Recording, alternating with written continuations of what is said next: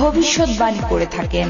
যার তান্ত্রিক শক্তি বলে অসাধ্যকে সাধন ও অবাধ্যকে বাধ্য করেন, যেমন জাদুটোনা, বান কাটা, কুফরি কাটা ও কুফরি করা।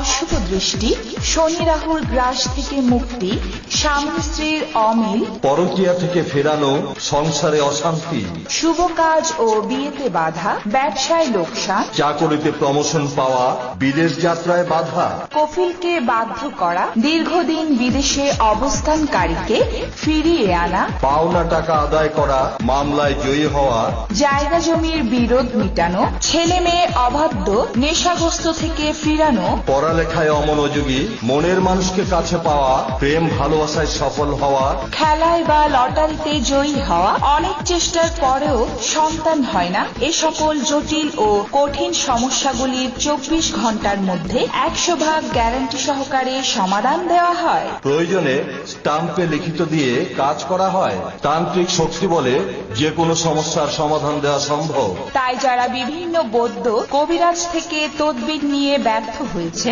তাদের জন্য অনুরোধ, সে ভবিষ্যৎবাণী করে থাকেন। যার তান্ত্রিক শক্তি বলে অসাধ্যকে সাধন ও অবাধ্যকে বাধ্য করেন, যেমন জাদুটোনা, বান কাটা, কুফরি কাটা